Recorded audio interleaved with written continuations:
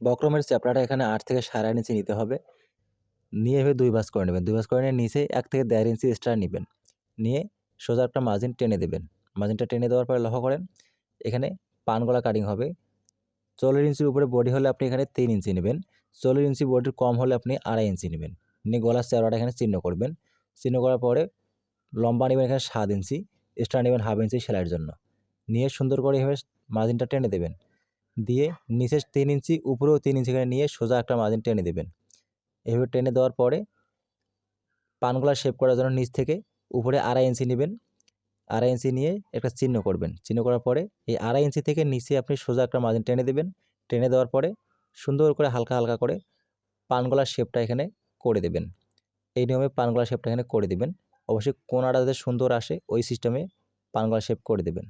করে দেওয়ার পরে নিচ থেকে কাটিংটা শুরু করবেন। অবশ্যই নিচ থেকে কাটিং শুরু করতে হবে। তাহলে আপনার পানগলাটা কাটিং করতে অনেক সুবিধা হবে বা খুব সুন্দর হবে।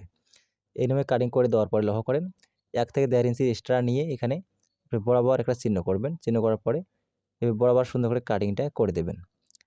কাটিংটা করে দেওয়ার পরে পিছনের গলাটা আমরা কাটিং করে দেখাই দেবো। দেখেন এইভাবে সুন্দর একটা পান গলা কাটিং হয়ে গেছে।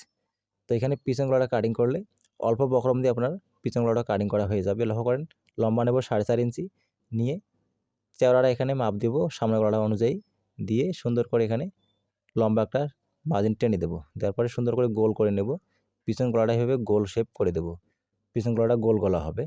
তো এই নিয়মে আপনি যদি সুন্দর করে এইখান থেকে পিছন গলাটা বের করে নেন তাহলে আপনার অল্প বক্রম দিয়ে আপনার পিছন গলাটাও কাটিং করতে পারবেন। তো দেখেন সুন্দর করে রাউন্ডটা শেপ করে দিবেন। শেপ করে দেওয়ার পরে সামনের গলাটার পিছনের গলাটা সমান করে নেবেন।